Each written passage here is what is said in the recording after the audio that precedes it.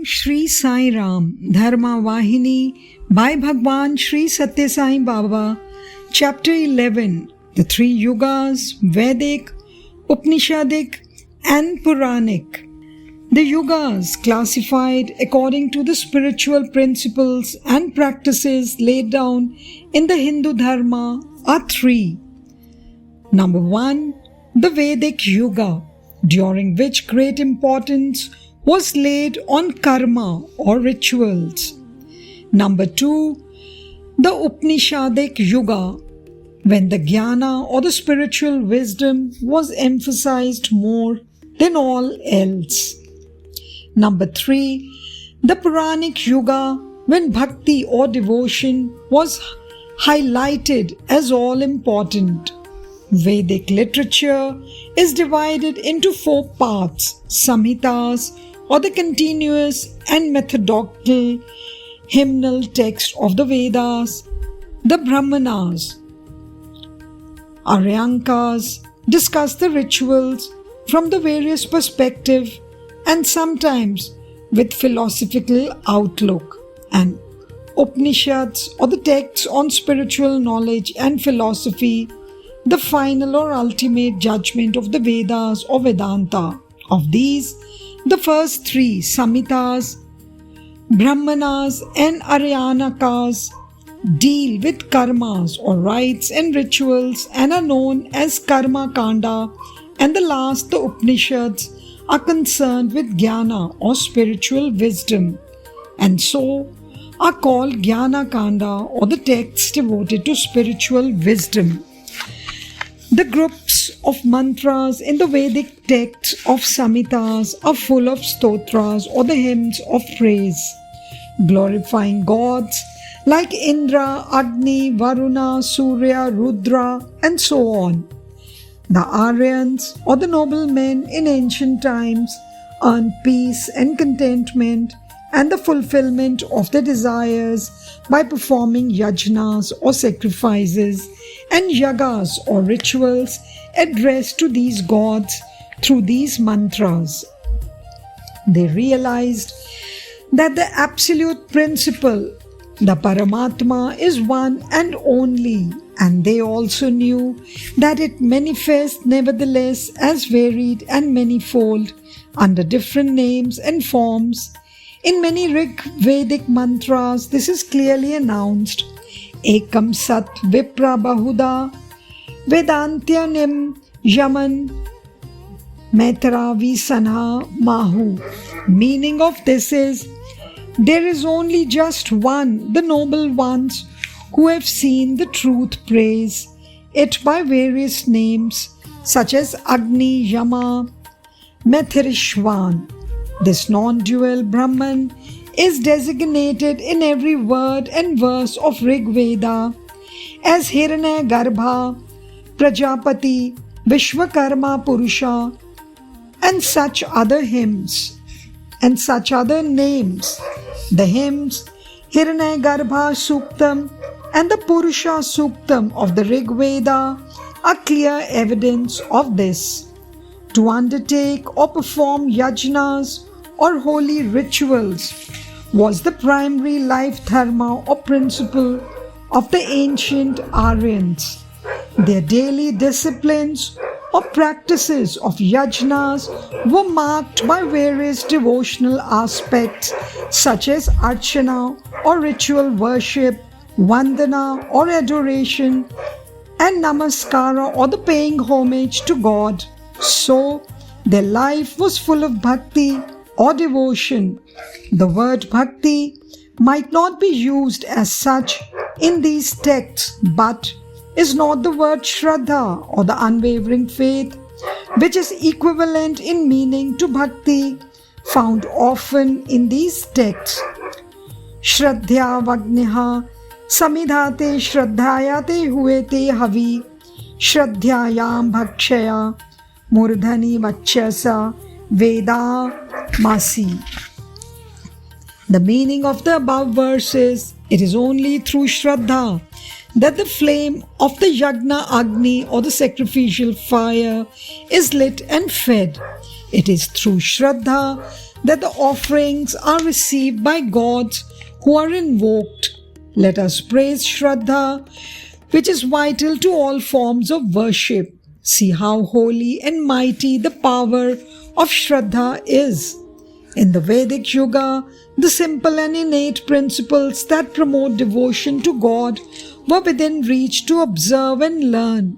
Later, those simple principles and disciplines of devotion of the Vedic Yuga became obscure because of the manifold complex and extensive rules of the practices of yajnas or the sacrificial rites and rituals. So, with the passing of time, with the rise in the belief of yajnas, it was persuaded saying, performing yajnas is the way of life or dharma, and through the means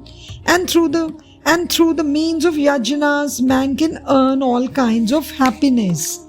Though the performing of yajna was rarely a method of worship of the gods, and though it was dedicated to the gods, focus was shifted from the gods to the yajna alone. Gods were considered secondary, therefore. Those who desire heaven must do rituals. Such was the turn the declaration took in the name of Vedic doctrine. Meanwhile, the Upanishadic age dawned. The Upanishads discarded the material objectives as inferior and explained that the Karma Kanda or the ritual portion of the Vedas as the means for the liberation of man from the bondage of birth and death, and as the boat for crossing samsara sagara or the ocean of worldly existence. The vision of the Upanishadic age sadhaka or the spiritual aspirant breaks through this Bahaya Jagat or the external sensory objective world and centers itself on the Antar Jagat or the inner world.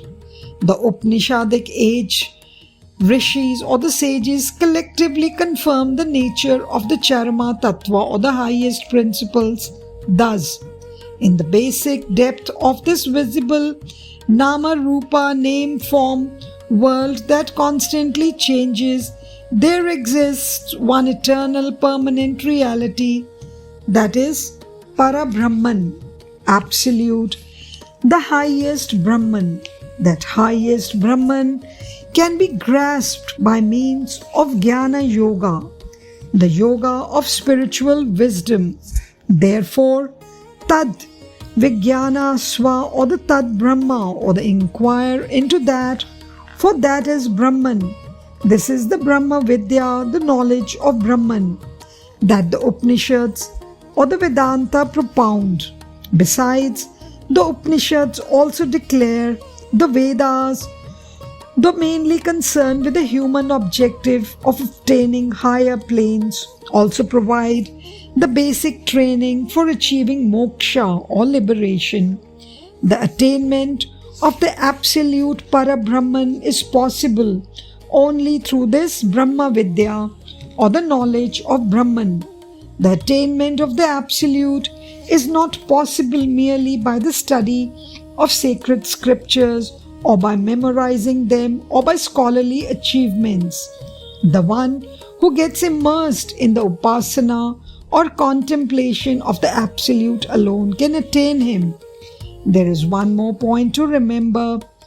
If the sadhaka has all the above mentioned weight of learning of scriptures and in addition gets immersed in the worship of the Paramatma, he is indeed the most holy and blessed one.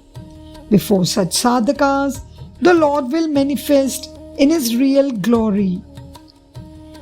In the Brihadranayaka Upanishad, the bond between the Jivi or the individual being and the Paramatma or the Supreme Being has been explained in this way.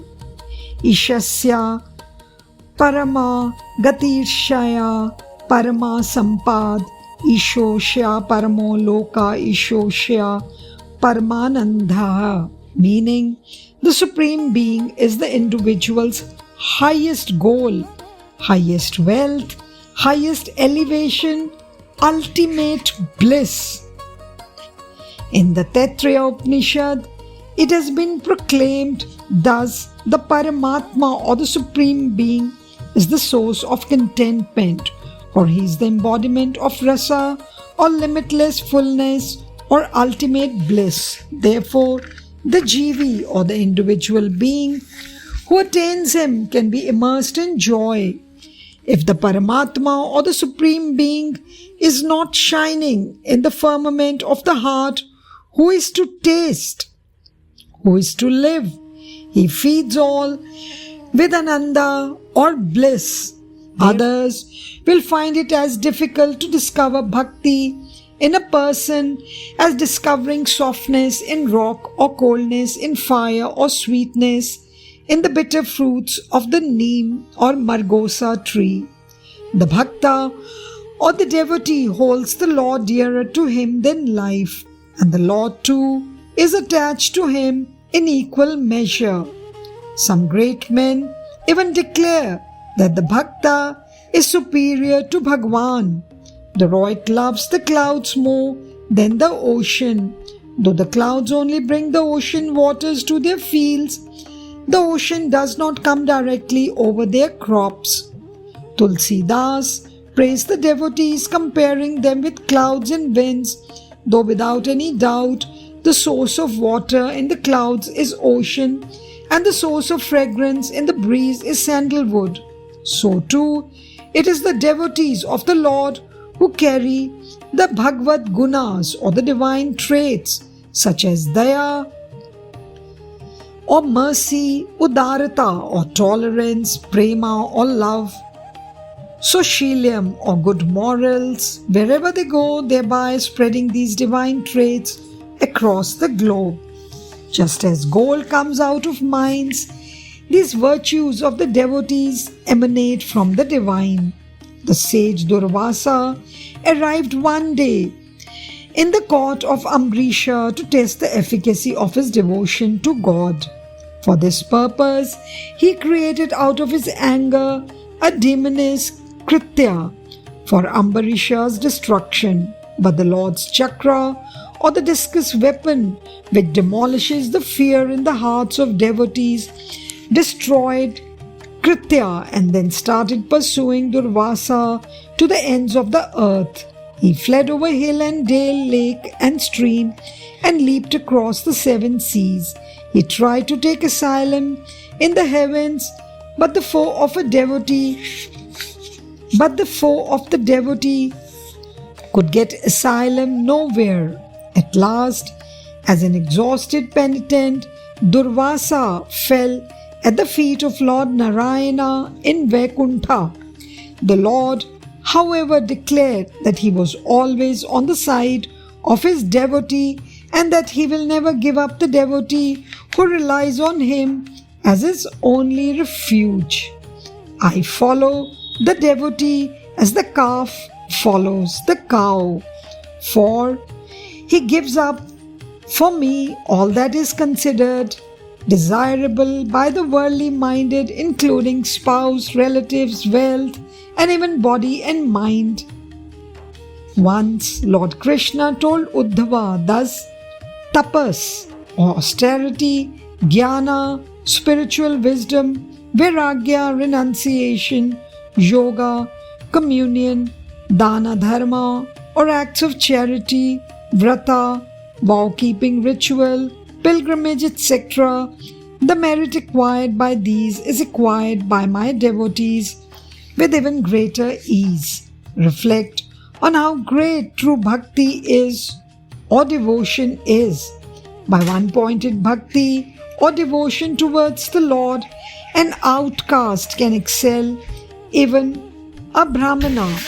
Even a brahmana with no devotion towards God is considered inferior to an outcast. This is elaborated in the Puranas, is it not?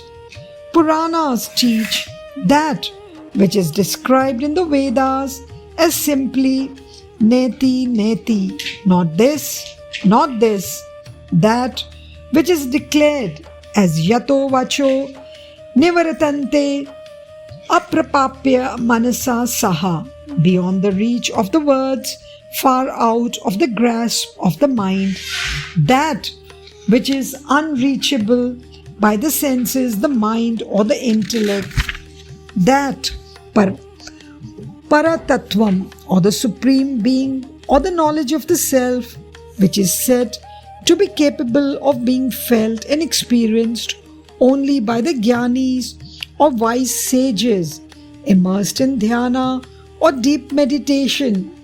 Such Charma Tattvam, or ultimate truth, can be got into the consciousness easily through bhakti or devotion, and it fills the devotee with bliss.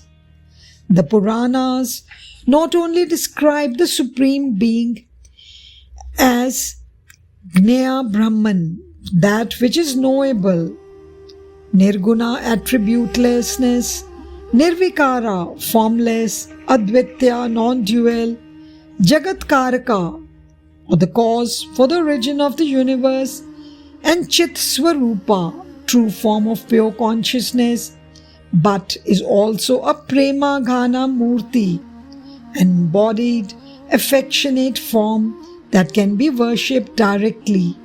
He is the storehouse of infinite bliss and unconditional love.